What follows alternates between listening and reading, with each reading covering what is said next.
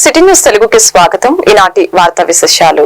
ఉత్తరాంధ్ర సుజల స్రవంతి పూర్తయితే ఉత్తరాంధ్రలో ప్రతి ఎకరాకు సాగునీరు అందించవచ్చని ముఖ్యమంత్రి నారా చంద్రబాబు నాయుడు తెలియజేశారు. సుజల స్రవంతిని పూర్తి చేస్తే ఉత్తరాంధ్ర ప్రాంతమంతా అభివృద్ధి చెందుతుందని తెలియజేశారు. సుజల స్రవంతి పనుల్లో టీడీపీ హయాంలో చేపట్టిన పనులు తప్ప గత ప్రభుత్వంలో ఒక్క ముందడుగు కూడా పడలేదని అన్నారు. ఎక్కడ వేసిన గొంగలి అక్కడే ఉందని, ఒక్క ఇంచు కూడా పని ముందుకు కదలలేదని తెలిపారు. 5 ఏళ్లలో ఎక్కడైనా తట్టమట్టి వేశారా అని ప్రశ్నించారు. ముఖ్యమంత్రిగా బాధ్యతలు చేపట్టాక తొలిసారి ఉత్తరాంధ్రలో చంద్రబాబు నాయుడు పర్యటించారు. అనకాపల్లి జిల్లా పాయకరావుపేట నియోజకవర్గం దార్లపూడి వద్ద గురువారం పోలవరం ఎడమ కాల్వను పరిశీలించారు. అంతకుముందు కాల్వ పనులపై ఏర్పాటు చేసిన ఫోటో ఎగ్జిబిషన్ ను పరిశీలించి అధికారుల్ని వివరాలు అడిగి తెలుసుకున్నారు.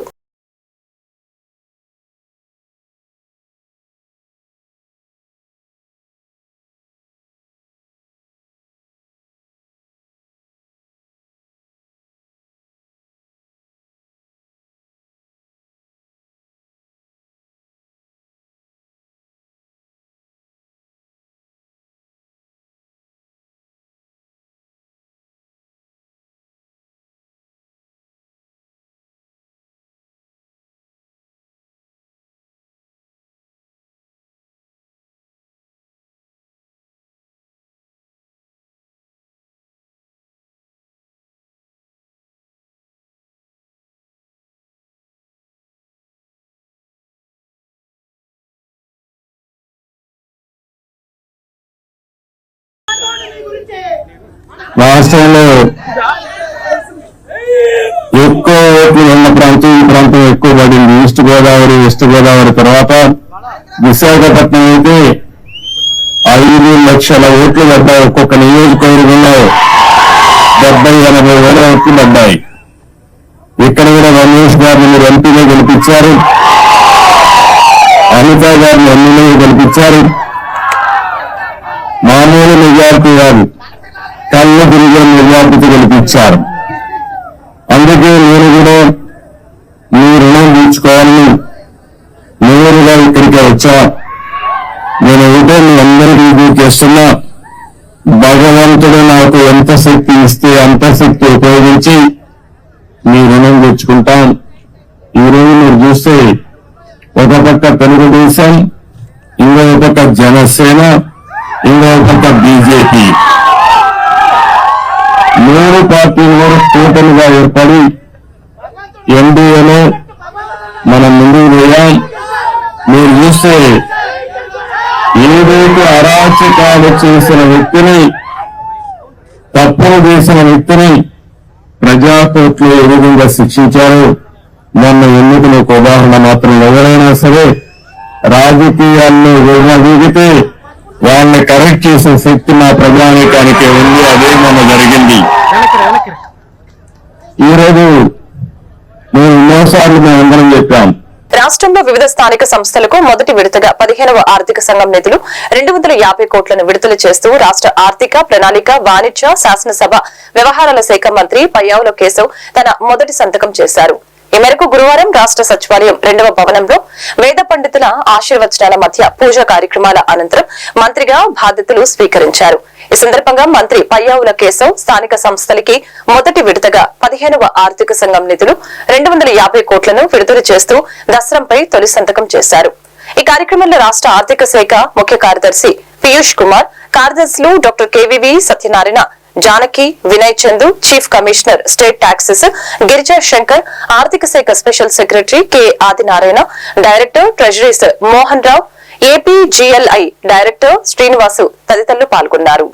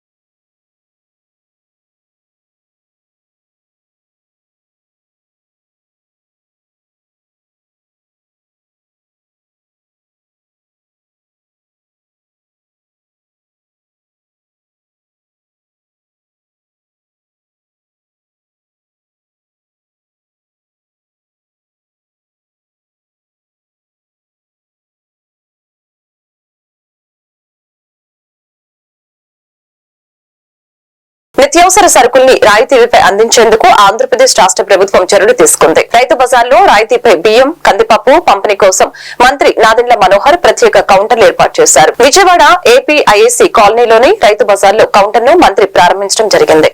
ఈ సందర్భంగా మంత్రి నాదెండ్ల మనోహర్ మాట్లాడారు. రాష్ట్ర వ్యాప్తంగా సామాన్య ప్రజలకు ఇవాళ ఒక పండగ అని ఆయన వ్యాఖ్యానించారు. సంక్షేమ పథకాలతో పాటుగా నిత్యావసర సరుకుల సరైన ధరలకి అందించడానికి కృషి చేశామని తెలిపారు. ధాన్యం కొనుగోలులో అన్యాయం జరుగుతున్న దానిపైన పోరాటాలు చేశామని తెలిపారు.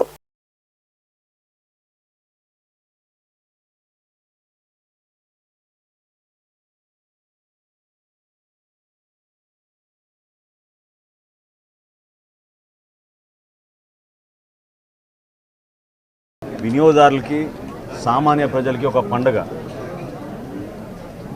ముఖ్యమంత్రి గారి ఆదేశాలతో రాష్ట్ర వ్యాప్తంగా సామాన్యులకి అందుబాటులో ఉంచడానికి కోసం మా ప్రభుత్వం తీసుకున్న అనేక సంక్షేమ పథకాలతో పాటు వినియోగదారులకి నిత్యావసర సరుకులు సరైన ధరకు అందించాలనే ఒక ప్రయత్నం ఒక 10 రోజుల నుంచి మా డిపార్ట్మెంట్ అంతా కూడా కృషి చేశారు. అనేక ప్రాంతాల్లో రైతుల గురించి మేము కలిసినప్పుడు వాళ్ళ సమస్యలు మేము అర్థం చేసుకున్నప్పుడు ఉప ముఖ్యమంత్రి గారు పవన్ కళ్యాణ్ గారు కాకినాడలో కూడా మేము రైతులకి ధాన్యం కొనుగోలు విషయంలో అన్యాయం జరుగుతున్న దానిపైన ఆ రోజు కూడా మేము పోరాటాలు చేశాం. గిట్టుబాటు ధర, కనీస మద్దతు ధర అనే 2 అంశాలపైన రైతుకి ఎక్కడ అన్యాయం జరగకూడదని చెప్పి మా శాఖ నుంచి మేము గత ప్రభుత్వం సుమారు 36,000 కోట్ల రూపాయలు కార్పొరేషన్ ద్వారా రుణాలు తీసుకుని 1,650 కోట్లు బకాయిలు రైతులకు చెల్లించకుండా వెళ్ళిపోయింది. అయినా కానీ ఇంత క్లిష్ట పరిస్థితుల్లో, ఆర్థిక ఇబ్బందుల్లో గౌరవ ముఖ్యమంత్రి గారి చొరవతోటి, ఉప ముఖ్యమంత్రి గారు చూపించిన చొరవతోటి 1000 కోట్ల రూపాయలు తక్షణమే ఆర్థిక సాయం ఏదైతే రైతులు మేము చెల్లించాలో 1,600 కోట్ల నుంచి 1000 కోట్ల రూపాయలు మేము ఆల్రెడీ చెల్లించాం. ఇంకొక 600 కోట్ల రూపాయలు త్వరలోనే చెల్లించాల్సిన అవసరం ఉంది. అది కూడా చెల్లిస్తాం. సామాన్య ప్రజానీకం పడుతున్న కష్టాలు, వారి సమస్యల పరిష్కారం కోసం విద్య, ఐటీ, ఎలక్ట్రానిక్స్ శాఖల మంత్రి నారా లోకేష్ నిర్వహిస్తున్న ప్రజా దర్బారుకు విశేష స్పందన లభిస్తోంది. ఉండవల్లి నివాసంలో 16వ రోజు ప్రజా దర్బారుకు మంగళగిరితో పాటు రాష్ట్ర వ్యాప్తంగా ప్రజలు తరలి వచ్చారు. ఆయా సమస్యల్ని సంబంధిత మంత్రిత్వ శాఖకు పంపి చర్యలు తీసుకోవాలని లోకేష్ ఆదేశాలు జారీ చేశారు. ఆయా విజ్ఞప్తుల్ని పరిశీలించిన మంత్రి నారా లోకేష్ సమస్యల పరిష్కారానికి కృషి చేస్తారని భరోసా ఇచ్చారు. రాష్ట్రంలో కూటమి అఖండ విజయం సాధించడంపై ఎర్రబాలానికి చెందిన మహిళా రైతులు గ్రామ దేవతలకు మొక్కులు చెల్లించుకున్నారు. అనంతరం ఉండవల్లిలోని నివాసంలో మంత్రి లోకేష్ ను కలిసి అభినందనలు తెలిపారు.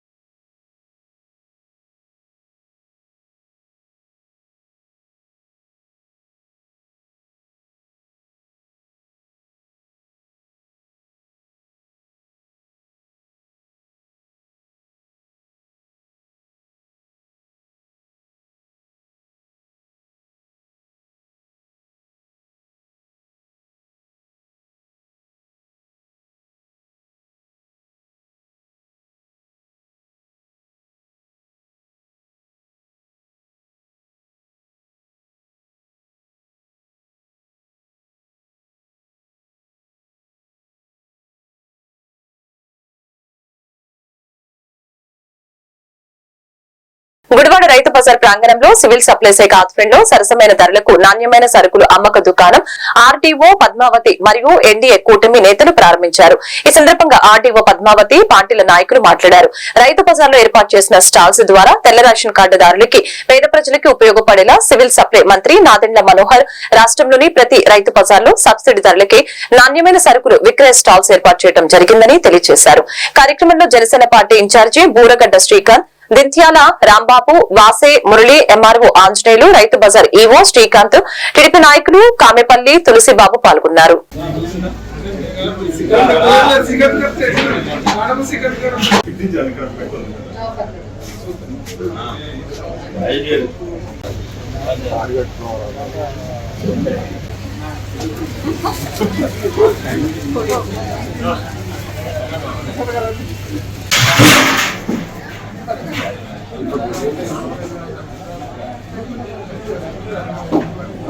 ఒకసారి చూడండి.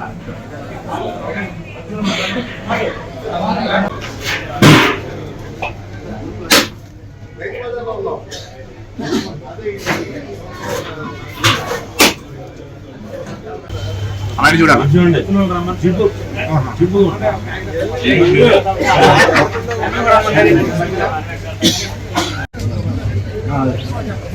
ఒకసారి మధ్యలో ఓకే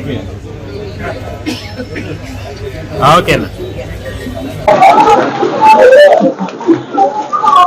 అందరికీ నమస్కారం. ఈ రోజున ఆంధ్రప్రదేశ్ రాష్ట్రంలో పేద ప్రజలకు ఉపయోగపడే విధంగా నారా చంద్రబాబు నాయుడు గారి నాయకత్వంలో ఈ రోజున ఈ యొక్క రేషన్ షాప్ ను ప్రారంభించడం జరిగింది. ఏదైతే రైతు బజార్ వ్యవస్థను ప్రారంభించింది నారా చంద్రబాబు నాయుడు గారు, అటువంటి రైతు బజార్ పేద ప్రజలకు ఎంతో ఉపయోగపడుతూ, అలాగే ఈ రోజున సివిల్ సప్లైస్ మినిస్టర్ అయినటువంటి నాదెండ్ల మనోహర్ గారు ఇటువంటి బియ్యాన్ని కందిపప్పును పేద ప్రజలకు అందజేయాలనే ఉద్దేశంతో ఈ రోజు యొక్క స్టాల్ ని ప్రారంభించడం జరిగింది. కాబట్టి ప్రజలందరూ కూడా ఈ యొక్క క్వాలిటీ బియ్యాన్ని తీసుకుని ఈ యొక్క సేవలను ఉపయోగించుకోవాలని చెప్పి, ఏదైతే పవన్ కళ్యాణ్ గారు అలాగే చంద్రబాబు నాయుడు గారు పేద ప్రజలకు ఉపయోగపడే విధంగా అందరూ కూడా చేయాలని చెప్పి ఈ యొక్క ప్రభుత్వం ఆలోచిస్తుంది. కాబట్టి ప్రజలందరూ కూడా ఇటువంటి సద్వినియోగం చేసుకుని ఈ యొక్క రైతు బజార్లో ఉచితంగా ఈ యొక్క బియ్యాన్ని మంచి నాణ్యమైన బియ్యాన్ని ప్రజలందరూ కూడా తీసుకోవాల్సిందిగా కోరుతూ ఈ యొక్క అవకాశం కల్పించిన పెద్దలందరికీ కూడా ధన్యవాదాలు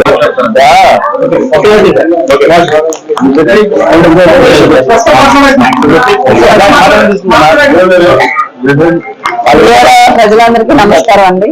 ఈ రోజు మా చౌదరి దుకాణంలో తక్కువ రేటుకి, అంటే బయట అయితే కందిపప్పు 180 నుంచి 220 వరకు ఉంది క్వాలిటీ ఇది బట్టి, బట్ మన చౌదరి దుకాణంలో సబ్సిడీ మీద కేజీ 160 రూపాయలకి ఇస్తున్నారు. అట్లానే బియ్యం కూడా అందరూ తినేది మంచి క్వాలిటీ బియ్యము 1240కి 26 కేజీలు బస్తా ఇస్తున్నారు. 48 and 49 రకాలు కూడా ఉన్నాయి. ప్రజలందరూ కూడా మంచి క్వాలిటీ గల వస్తువుల్ని మన చౌదరి దుకాణంలో ఇస్తున్నందుకు మీరందరూ కూడా వినియోగించుకుంటారని మనస్ఫూర్తిగా ఆశిస్తున్నాను. బయట కన్నా కూడా మనం తక్కువ రేట్లు కూడా లభిస్తున్నాయంటే రైతు రేషన్ కార్డుదారులందరూ కూడా ఇక్కడ కొనుక్కోండి, మంచి క్వాలిటీ గల వస్తువులు దొరుకుతున్నాయి. సో సబ్సిడీ మీద ప్రభుత్వం ఇంత కష్టపడి ఖర్చు పెట్టి మరి మీకు ఇస్తున్నారు అంటే మీరు వినియోగించుకుంటారని నేను ఆశిస్తున్నాను. Thank you so much. Lions club of Sanghamitra నూతన కార్యవర్గ ప్రమాణ స్వీకారం గుడివాడ ఆఫీసర్స్ క్లబ్ లో నిర్వహించడం జరిగింది.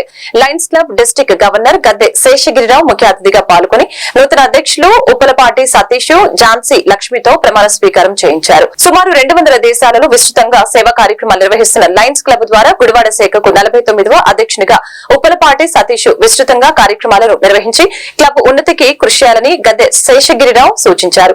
కార్యక్రమంలో టీడీపీ నాయకులు తులసిబాబు, నూతన కార్యదర్శి వేణుగోపాల్ స్వామి, కోశాధికారి పోరుకొండ సుబ్రహ్మణ్యం, సంఘమిత్ర కార్యదర్శి గుడివాడ ధనలక్ష్మి, కోశాధికారి కాంట్రగడ్డ రజని తదితరులు పాల్గొన్నారు. సీనియర్ మెంబర్స్ డిస్ట్రిక్ట్ లో ఎంతో మంది పాస్ డిస్ట్రిక్ట్ గవర్నర్లు అందరూ కూడా కొనినటువంటి క్లబ్. అప్పట్లో గంగాధరరావు గారు చేసినటువంటి ఆ సేవా మూర్తి ఎక్కడున్నప్పటికీ కూడా తలుచుకుంటూ పవన్ కుమార్ గారు, డాక్టర్ రవి చౌదరి గారు, డాక్టర్ పద్మరామం గారు, డాక్టర్ చక్రవర్తి గారు డాక్టర్స్ క్లబ్ గా ఉండేది. అలాగే లయన్స్ క్లబ్ ఆఫ్ మల్టిపుల్ లో కూడా ఉన్నారనుకోండి, అది వేరే విషయం. అట్లా అది స్థాపించడం. తర్వాత లైనెస్ గా ఉన్న లేడీస్ ని కూడా 1987లో వాళ్ళని కూడా ఇంటర్నేషనల్ ఆర్గనైజేషన్ లో ఫస్ట్ ఒక సముచితమైన స్థానాన్ని ఏర్పాటు చేసి ఇంటర్నేషనల్ ఊయిస్తారు అనే నిదానంతో నినాదంతో ఇవాళ వరకు కూడా ఈ లయన్స్ క్లబ్ అనేది ఈ ప్రపంచ వ్యాప్తంగా గవర్నర్ గారి చేతుల మీదుగా కిషోర్ గారు ఇవ్వడం జరిగింది. Thank you sir. Thank you very much. Followed by తో కప్పి ఆయన యొక్క అప్పారావు గారు, అలాగే విశ్వశెట్టి కిషోర్ గారు, అలాగే మన గవర్నర్ గారు అయినటువంటి శాస్త్రి గారు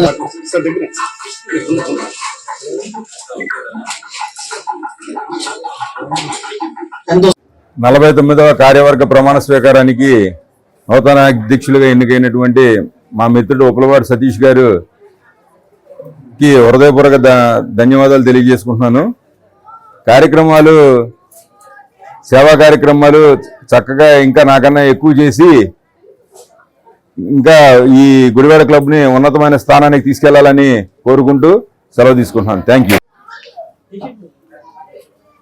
ఈరోజు లయన్స్ క్లబ్ ఆఫ్ గుడివాడ ప్రమాణ స్వీకారోత్సవానికి విచ్చేసినటువంటి లయన్స్ పెద్దలందరికీ కూడా ధన్యవాదాలు తెలియజేస్తూ ఈ రోజున సతీష్ గారు, ఉప్పలపాటి సతీష్ గారు ప్రెసిడెంట్గా, అలాగే గుడివాడ వేణుగోపాల స్వామి గారు సెక్రటరీగా, సుబ్రహ్మణ్యం గారు ట్రెజరర్గా, అలాగే ఇమ్మీడియట్ పాస్ట్ ప్రెసిడెంట్ అయినటువంటి కిషోర్ గారు అనేక కార్యక్రమాలు చేసి ఆయన ఈ రోజున మా గవర్నర్ గారి చేత జడ్సీగా ఎన్నుకొనబడి ఇవాళ ఇంత చక్కటి కార్యక్రమాన్ని నిర్వహించినటువంటి మా లయన్స్ క్లబ్ ఆఫ్ గుడివాడ తరఫున అందరికీ కూడా ధన్యవాదాలు తెలియజేస్తున్నాం. చాలామంది ఈ కార్యక్రమానికి హాజరయ్యారు. ఈ వేడుక ఎంతో చక్కటి వాతావరణంలో జరిగింది.